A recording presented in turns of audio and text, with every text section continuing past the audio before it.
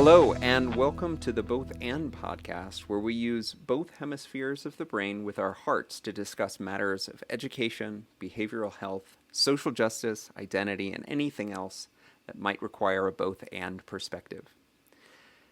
During our conversations each week, we will present each other with a challenge, and we will present it to you to ensure our words are backed by action. I'm Ben Wolkoff, an anti-racist, equity-focused, growth-oriented husband and father of 3 strange and beautiful children. And I'm Jessica Raleigh, educator, nonprofit entrepreneur, and passionate changemaker. I'm also anti-racist, and now I feel as though I should add that because you have it just called right out there. Just calling it right out. I feel like So I don't want to look like I'm not on the same page as you. I feel like that's fair, but I don't think that it has to be a one-upsmanship. I'm more anti-racist than you, or things like that. We are anti-racist educators and people. Correct. And maybe we could just put that in there somehow, that it is together we form anti-racist coalition Look of at some us, kind. see, iterating and So growing already. it's good. It's good. So, how was the week? It was really interesting. How was your week? Also interesting. Also interesting. Speaking of anti-racist, we had the Black Lives Matter conversation with our children. Um, and mostly we went in deep with it because when my wife, Kara, who is half black, and our children are therefore quarter black, although they are never mistaken for black children, um, she said, Black Lives Matter. And the reaction, which is sort of the call and response of that, is our middle child said, all lives matter, right? Without any understanding of why that is problematic, right? Because all lives do matter, and there is nothing wrong with saying that they do, right? But he doesn't understand the context with which those words are spoken in reaction to Black Lives Matter, and how terrible that is to say out in the world when you are specifically trying to call out the worth of people who have been oppressed for generations.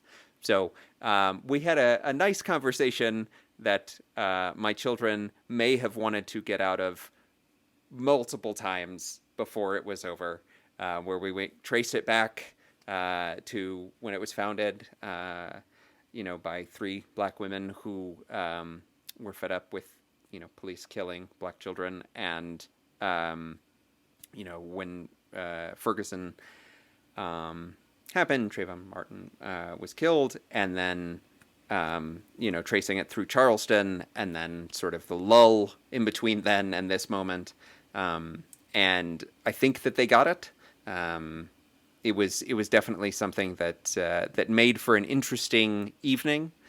We're trying to have some of those more serious conversations with our kids, and not just let it sort of go to chance, because then they think, whatever That it is all that they lives think, matter, and right? that's just That, okay. right, right.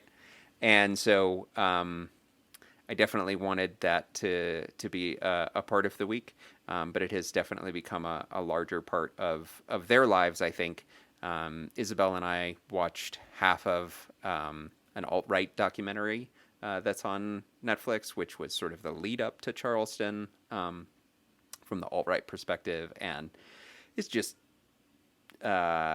something that I think we will be dealing with for many, many weeks and years, trying to figure out, how does a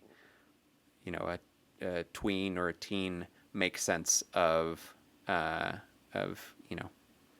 killing people because of the color of their skin. And so it was a heavy week. Let's say that it was a heavy week, but there were definitely some things that went well, and I feel like a better parent having had that conversation, rather than sort of continuing to just let it go. So I don't know if your week was that heavy, but that's where my week was. That's really exciting to me as you were talking about just the different conversations and sort of like where you were centering those conversations or what you were trying to center them around, and giving the kids different pieces of history and different like perspectives of that same understanding. I just started like geeking out about all of the different things that I want to do in a classroom with students, of like being from a like spending so much time in an art school and seeing everything through an arts integration lens, which is sort of the difference between we learn and we learn and we learn, and then we do a project that's artsy to show our learning. Right. It's I am learning all of the things through the arts. And so I'm just like, my brain is exploding right now thinking of all my former kiddos and the kinds of things that they would have created if they were given the task of Mm. like even just a question or a prompt or well, and we used to do a lot of really, really neat things with just photographs or Mm-hmm. just a piece of art, you know, having the kids respond to it in writing or in different ways, and then being able to tie that to what was actually happening during that time and talking about the artist experience. Like, there's just something about that, and I'm talking about doing this with kiddos who had zero schema. Like, I didn't realize how hard it would be to get through a read aloud, Mm-hmm. because I was talking to kids who their bubble was their neighborhood and Denver if they were super lucky. And then there were a couple kiddos who maybe had ventured outside of that, barring kids who had gone from Denver to Mexico. But Sure. outside of that, like they hadn't spent any time anywhere else between their two homes. And so the schema was not there when we were talking about cities and states and geography and this country and the history and the time. Like they had no concept of any of that. But as soon as you bring in all those different pieces, I don't know, maybe it just gives every kid or every human something to connect to, and then to Mm-hmm. be able to take it from there for their own learning in a way that they're connected to. But I just saw how it didn't matter what their schema was. Like they could connect to the arts or express themselves through the arts. Like that was also incredible, you know, to have kiddos who had just come from Mexico, didn't know any English at all, but we could all dance together. We Mm-hmm. could draw together. I love the arts. Yeah. No, and I mean, what's not to love, right? Um, I think the way that you can frame a an issue as complex as racism and as um, maybe as important as police brutality, like the way that you can frame that in terms of expression, right? Because you're taking all of this in, and that's something that I become very aware with my own children, is that they just keep on taking all of this in, and without an outlet to either talk about it or to express it in some other way, it just sits there, right? They don't understand it; they are just sitting with it, and um, and then it becomes something that is annoying, or why is this everywhere all of the time, um, because they haven't done enough of the work of processing it and making it something that is important to them. And so it definitely makes me think that we should do some more work around expression in the household, some more work around taking what you have seen and heard, and not just using the words, because as eloquent as my children are, um, they still lack the words to fully express, I think, what it feels like to fully understand that their heritage is also a part of the heritage of oppression, both the oppressed and the oppressor, right? And so that to me is something that they have to deal with, uh, and and probably have not had an opportunity to do just yet. So I like that idea of using the arts as the conduit for making that happen. That's a huge aha for me. We're talking about all of the inputs and how are we then getting some things processed, and then what do we do with that rather than just letting it Right. sit there. That's And exactly right. uh, I want to I want to come back to what this looked like with Arlo because I'm just super curious about that. But this is a fantastic segue into something that I wanted to talk about from my week, which was exactly what you just said, things getting stuck and you not realizing that they're stuck, or you're not realizing what it is that's causing you to feel a certain way, and you don't know Mm-hmm. until later, oh, Mm-hmm. something was stuck. So I had no idea that one of the things that's very common when you have trauma healing and experiences as you're trying to essentially just like process through it, that like your body will start to physically try to like purge the feelings and the things that are stuck. Right. So um, I know to some extent, to a great extent, the connection between your physical health and your mental and emotional health. Yeah. Uh, Definitely have not eaten regularly in probably 2+ years. So, like, and haven't slept regularly in I don't know how long. So, like, I understand how quickly your mental or emotional health can become physical health that you're dealing with. Um, and also, I was just very surprised because I had gone for a run, and my therapist and I had been talking a lot about like one of the most important things is like bilateral movement. Yep. And as a teacher, I know this, in terms of learning and getting the brain stimulated and getting kids to just kind of be able to have a break and then be able to go back to doing something. But I hadn't thought about it in sort of this sense and as an adult. Hmm. Um, and so I had gone for a run because I've been trying to dance more, run more, all those things. And I took the dog with me. He's terrible at running. It's a whole training issue that we need to address. But we both needed to get out. So at one point, I was just like, I had set my sights on this hill, and I was determined that no matter how slow, even if I was barely moving, I would jog to the top. Nice. And that usually works for me, but I'm not usually dragging a 70-pound German Right. Shepherd I mean, who there is is that. super excited about all of the things. So every time I'm like, I'm trying to go up this hill, I'm trying to go, and he just stops, he wants to smell the roses, he wants to just explore. So I've got my headphones in, I'm turning the music up louder and louder. I start like yelling commands at him. So I'm yelling at him like anytime he veers off, no, no. And we're running up the hill. And then I start yelling at him, come on, let's go, let's go. And he's kind of looking at me like, okay, I don't know what's happening, lady, but we're barely moving. I will keep going with you. We barely got to the top of the hill, and I started walking. I took just a few steps, and I have never before felt like I was going to be sick from exercising. Mm-hmm. I mean, Mm-hmm. I've danced and I've pushed myself really, really hard before.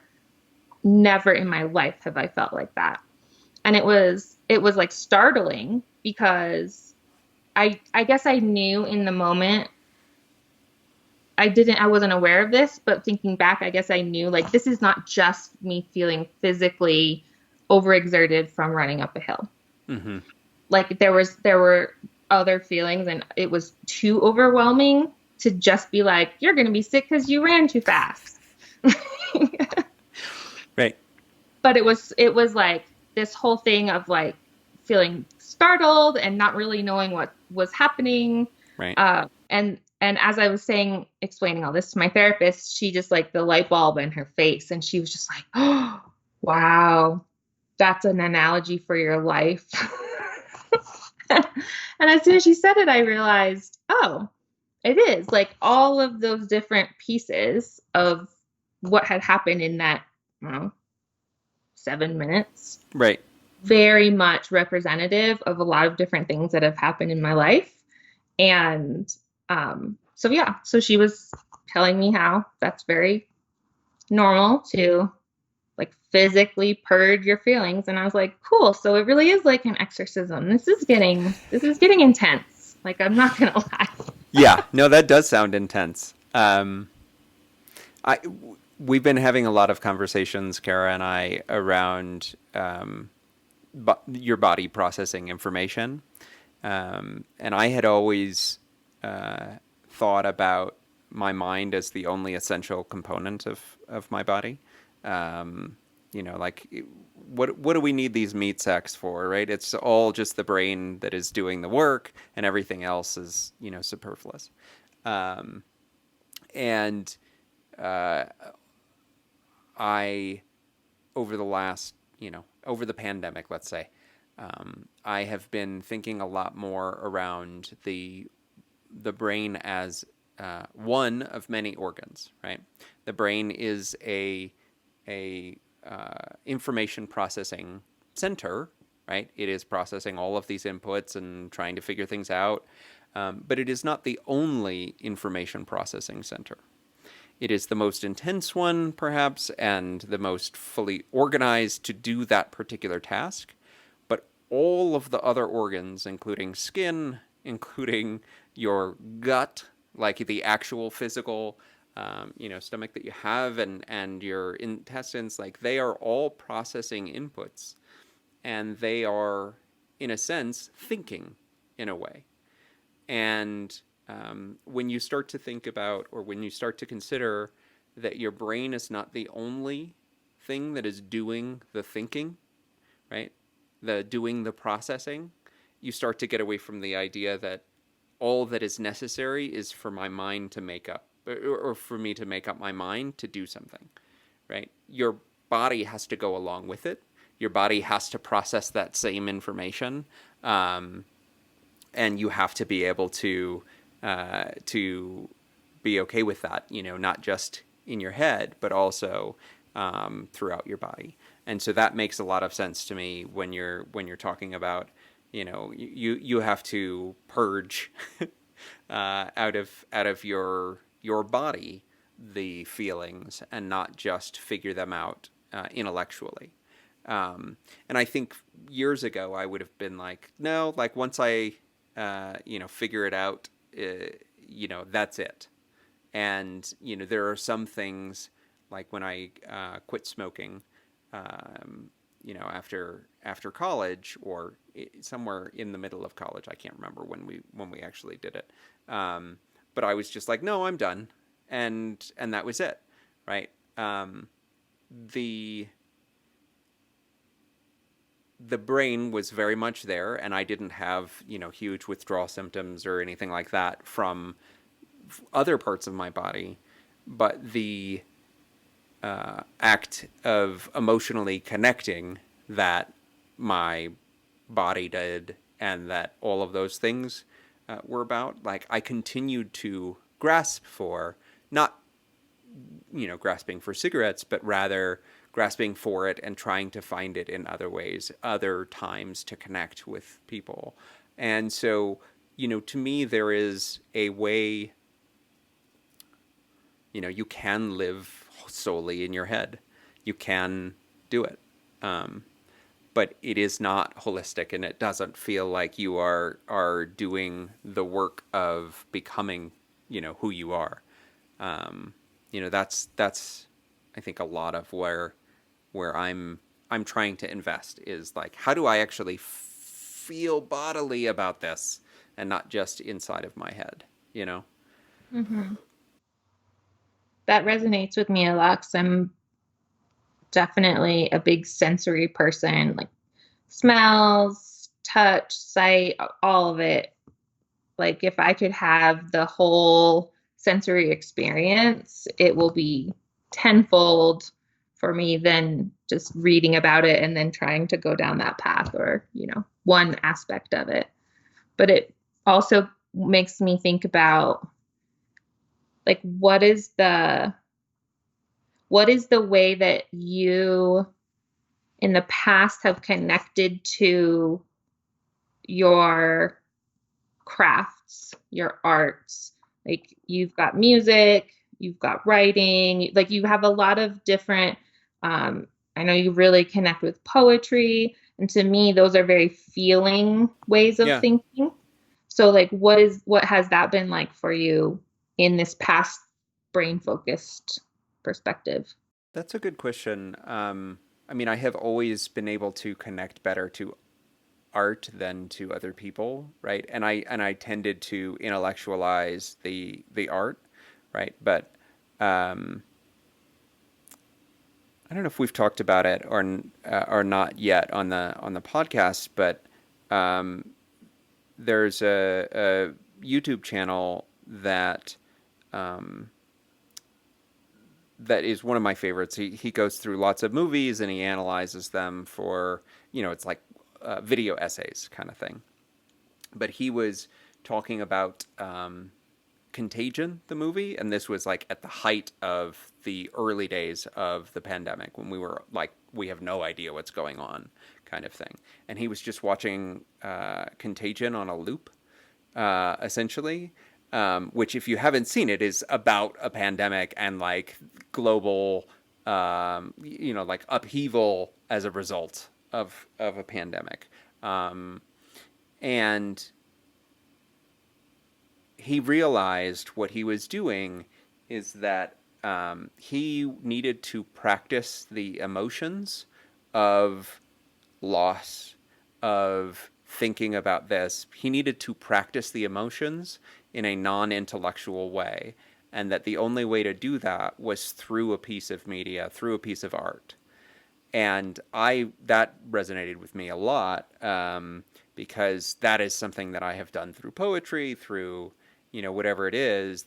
Those are the times when I am most likely to cry, right? When I am most likely to feel strong emotions is when I see it represented in media. And so I feel like practicing those emotions are is the job of that poetry, so that I can not overly intellectualize, right? But it has to be a strong emotion that it calls up for me. And so that's how I would um, kind of tackle that, and how I see art helping me to process things. That's such a that's yes, Yeah. and Yeah. that's such a powerful um just like example of why personalized learning and why not one size fits all learning. Because as soon as you said contagion on a loop during the pandemic, I mean, talk about sensory. I was Right. having a visceral reaction Right. to the thought of that. And for me, if like this is like the perfect way for this person to process, and they're saying, like, I can't imagine how else I would have been able to move through this experience Right. in a healthy, productive way without this piece of media. And if you had subjected me and said, okay, you need to process this, we're putting this on a loop, I would be in the corner right now. It would not be good. Yeah. Like, that's just so powerful to me. The reason why we need to honor different people's perspectives and like the way in which they want and need to show up in the spaces that they're in any Yep. given moment, like, and trusting them that they know, that they either know what that is, or that if they don't, that if you ask, they will be willing to figure it out with you. Mm-hmm. Yeah, so that's. I feel like we have processed our week pretty good now. That's a good starting point for the week. I did want to check on whether or not you went on another perfect date for getting to know yourself, or if you had any of those experiences from our challenge from last week. Yes, I have learned a lot about myself this last week. And um, gosh, everything is just tying together perfectly today, Ben. I can't really get over it. Um, I have learned that I am a very like sensory, full immersive experience kind of person. And that I need a lot of variety and a lot of outlets in how I in in my inputs and also especially like in my outputs, and that I've not exposed myself to a lot of them.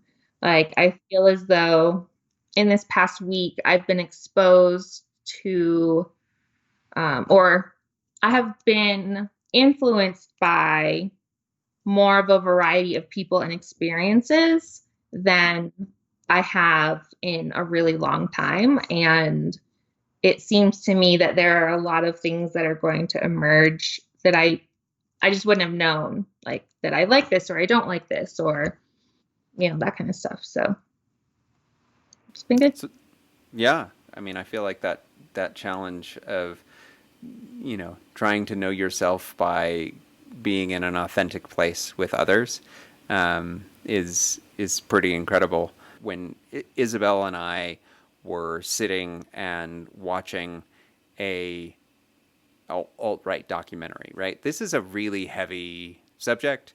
There are scenes of the Holocaust, of people being thrown into ovens, um, and there are scenes of people getting run over by cars. Like it is traumatic in a bunch of different ways. And at that moment, not while we were watching those scenes, but throughout the whole time that we were watching, Isabel wanted to do nothing but talk.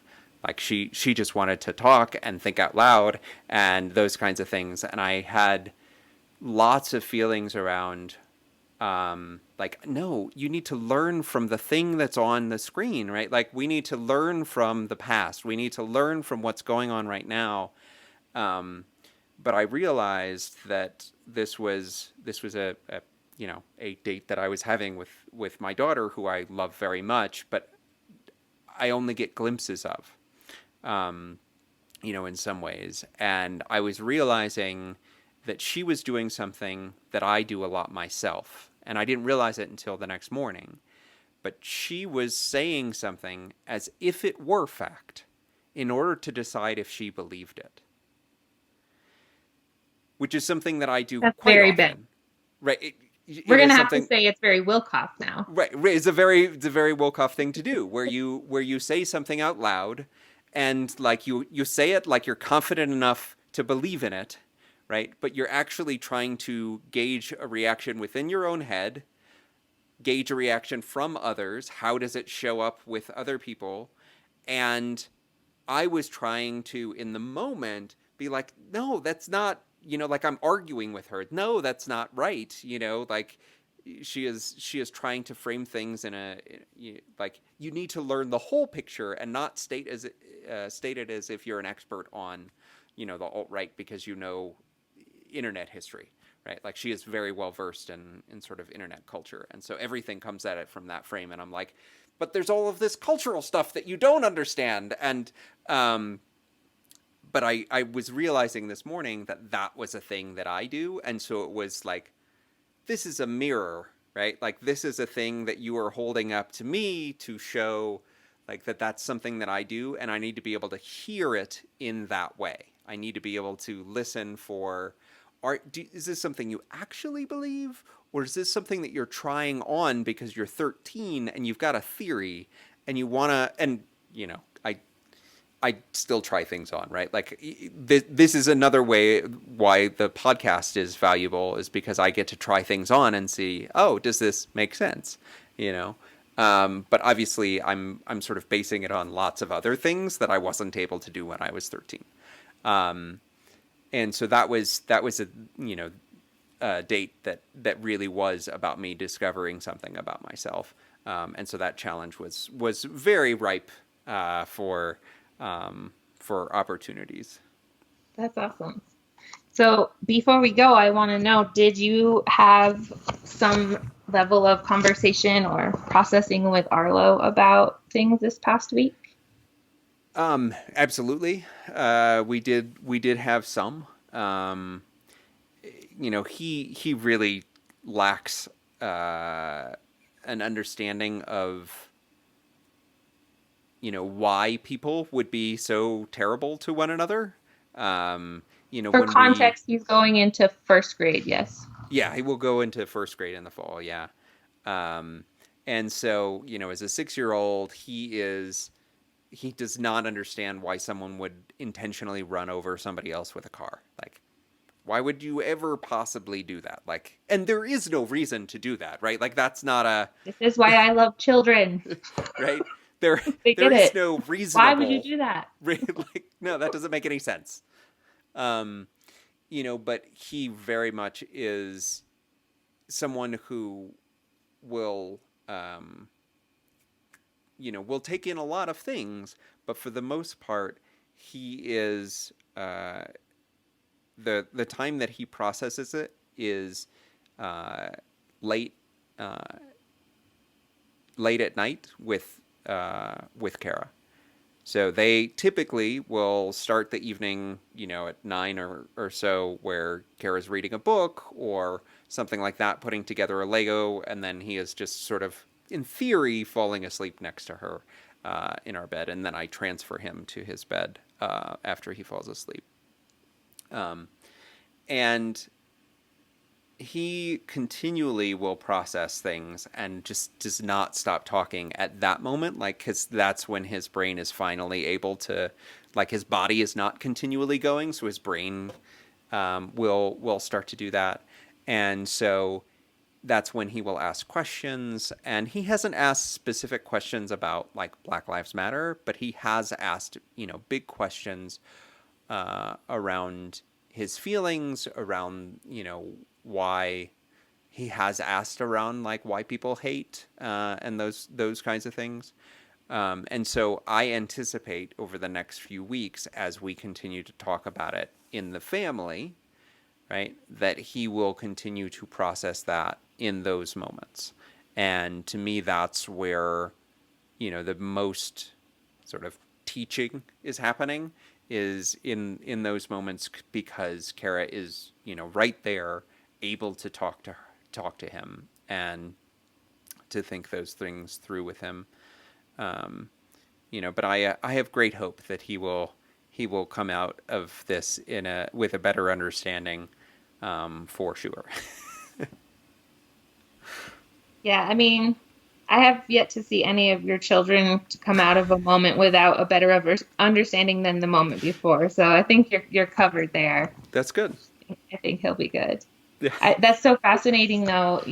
I mean, and also makes perfect sense because what we know about learning is that when you're taking in the content, that's like the lowest level of learning that you can Right. have. And so that's just so cool that and I'm picturing him because he is so active, and I'm picturing him like playing, and he always is talking while he's playing. And so that's Yep. just thinking about the importance of play, and how much is he processing, how much is he like able to work out on his own while he just babbles to himself and plays with his toys, like that we will never know. And how important is it to just like give him that space, and then to keep coming back to it and have someone to answer the questions when he has them. That's right. It's And so and he cool. will have them. That's just how it works for him. And so it's just our job to sort of be there to answer, or to help him quest better, for those questions. Um, yeah, that's where I'm at. Do you have any other inputs that you took in this week that feel important to note? Um, no, I don't think so. I think it was just a really like it was a week that a lot of things sort of started to come together, I think. Hmm. So it felt like a very transitional week for me. Nice. I like that, a transitional week. From something to something else. Um, yeah, the one input that happened for me this week that I think has been really valuable, was my university, my organization that I work for, held what's called a precedent week, where the idea of a precedent is that um, it is investigation before action. So it is, talking and thinking through things, and then moving to action right away. And so the precedent was about, specifically about racism, about Black Lives Matter, and around the actions that we can be taking. And so there were 4 sessions every day so far this week. Session one was the message, essentially like what are the words that people are saying when they are saying Black Lives Matter, and some of the stuff that I ended up talking about with the kids. The session two was the movement, galvanizing the effective support. The third session was actually all around the economics, and specifically of reparations and how we make good on the promises that we have made to Black people in this country. And then 4 was the systems. So what are the viable solutions to sort of solving the problem? And having dedicated time every day this week to hearing from experts, hearing from people who actually have new perspective, has been incredible. So they were people from around the world. We had some people from, there were a couple of folks who joined from South Africa. There was a humorist and equity teacher. There were some folks who were in entrepreneurship, some folks who were focused on trafficking, and they were all coming to this conversation to be able to, dive in. And one thing that came out of today that I think is pretty poignant, was in hiring decisions, and that's something that I think lots of us have a great deal of influence in. Um, and he was talking about the idea that we focus on hiring for cultural fit. And whenever he hears that phrase, he says that is the wrong question to be asking. When you hire for cultural fit, you are getting more of the same. You are getting the same thing that you have because the same thing will fit in quite nicely, right? And so he challenged us to really think about, could you instead hire for cultural add? What is additive? And that frame for me really sort of fundamentally changed, like, oh, okay, so if I hire for cultural addition, right, I hire for cultural add, how can adding this person to the organization, to this conversation, how can that add to make it better? How can it improve the work that we do here? And I think in theory, like, you should be always doing that. But ultimately, you're like, well, I want to get somebody who is not going to fundamentally change who we are, right? But that's actually the wrong way of looking at it, because you do want that fundamental change to come in from outside. Otherwise, why are you hiring, right? Like, you want somebody to come in and provide value, that is different from what you currently have. And so that was incredibly powerful to think about, and it made me think, like, oh man, this kind of a conversation, right? This kind of a precedent conversation is one that I would like to see more of, right? How often do we say, let's set aside time to talk about a particular issue and then move to an action based upon that conversation? And what are those actions? And so I wanted to get your thoughts on that idea, not just the cultural add, but that idea of precedent, right? Like, how do you set the precedent of the conversation in order to be able to move to action? And is there a challenge in there somewhere that we could offer up to one another? I'm sure there is. I like that. I like that a lot.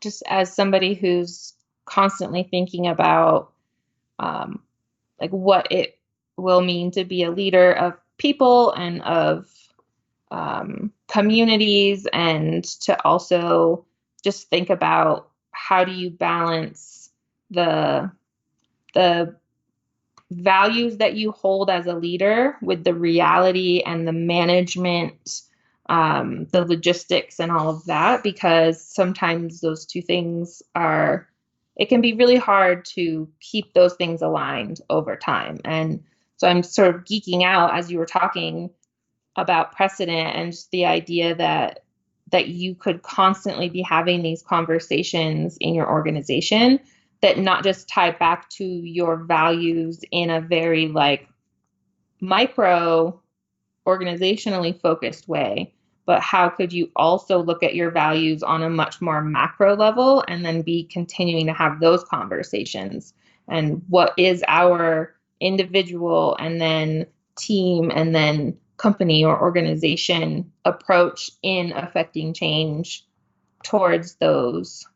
So I think for me the challenge would be, um, well, can I make it a personalized challenge? If I if don't see you're why like not. a, if you really like to dream and theorize, then like, what would that look like in your organization? Like if you could just walk in tomorrow to your current work and have certain precedent, what would it be? What would those conversations be?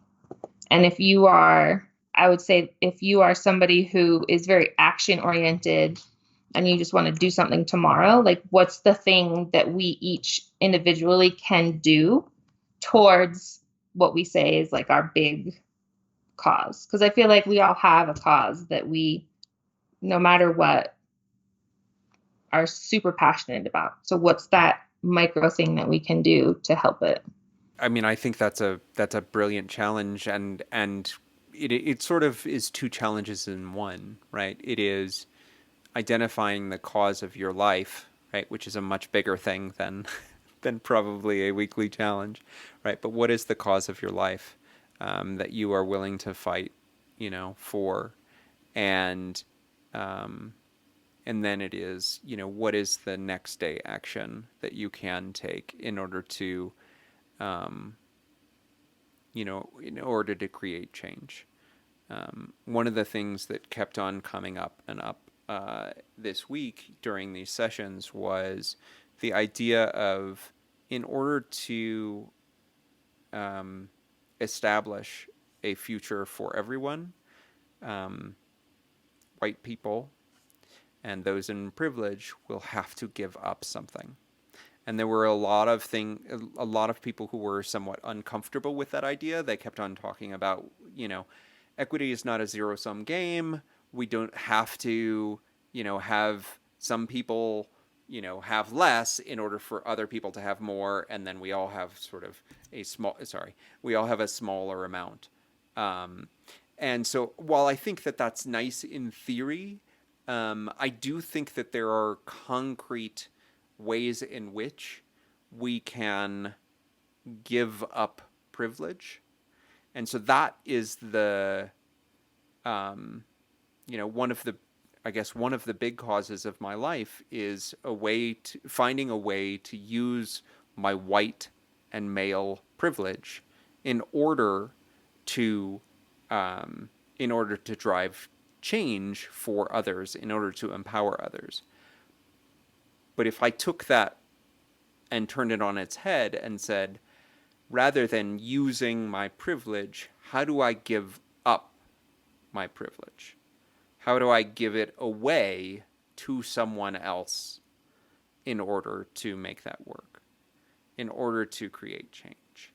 And there was some conversation around, can I, or can we look at compensation structures? Can we talk about the transparency that is necessary in order to say, okay, how much am I being paid versus minority faculty members or staff members, right?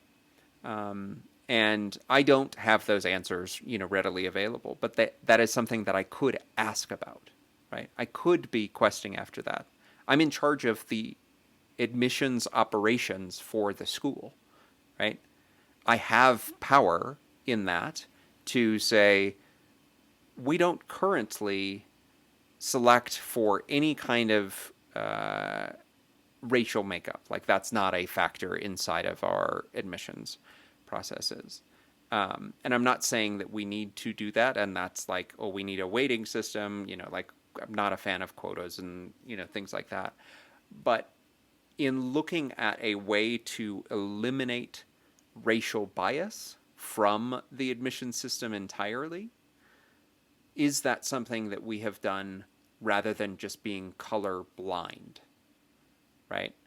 And so, those kinds of actions, how do I give up the privilege that I have of being the authority on that? How do I give up the privilege of having more money? How do I give up the privilege? And so, while that's not a thing for this week, probably, that I can do in a single week, right? That is a way, that is something that I've been really challenging myself with, right? Is to think about what is the cause, right? That of my life, of this moment, right? And how do I create those strong moves for change? And so those are a couple of the things that I'm trying to grapple with, and something that I am starting with this week. Out of Precedent, we are forming smaller groups to tackle within our own sphere of influence the issues of institutionalized racism, so that we can start to do that as an institution, but also as individuals. And so that, to me, is the challenge. Do you feel like that's a challenge that you would also be able to take and run with? I mean, if we're speaking candidly, I feel as though this is a challenge that I took on a while ago. Yeah. Um, Yeah. and I was actually having a really good conversation with a friend of ours yesterday about privilege. And one of the questions that I asked him um, was along the lines of, like, what sacrifices have you noticed yourself making in the last however many months? Um, and specifically, have you noticed yourself making any sacrifices in the last few weeks? Um, and I think for me, the the challenge that I hear for myself in everything that you just said is that for me, if we're having, I think it's very important for anybody in a current organization to be having these conversations. There's no reason not to be. And while I appreciate all of the efforts that could be better, that could open things up more for all of the qualified candidates, for all of the people who might want to attend, any of the different things that could maybe break things open a little bit, I still think about how many people are not getting there. Like for me, I think about all the people who are stuck back in the welfare system, or stuck not getting treatment for their trauma, or who are stuck, and they're just in survival mode. And if you are generationally in survival mode, and let's say you're not, let's say at some point generationally that starts to turn and you start to break that cycle, and that in and of itself is a ridiculous weight to carry. But let's say that generationally you even start to do that. That still is not anytime soon. That right now, today, those people who are underprivileged and who have been pushed down, they're never going to show up at your organization to apply. Like, the steps from here to there are so many years and generations away for them. And so I think about, like, what can I do at the beginning? What can I do so that it's not about creating change later or doing better or fixing it, but it's like, what can be created from right here and now so that there isn't a gap anymore. Like there's like right now, every kid we catch them, every family we catch them, every community we're there for them. Yeah. And I like that frame of, what can I do? What can I sacrifice? What can I give up in order to make that gap disappear? And I think that's a pretty admirable challenge. It's not as easy as going on a date with my daughter. Um, To but be fair, you really took that challenge to a totally different level given the date that you two went on. So that's very true. That's very true. But I like that. And I think that there is something um,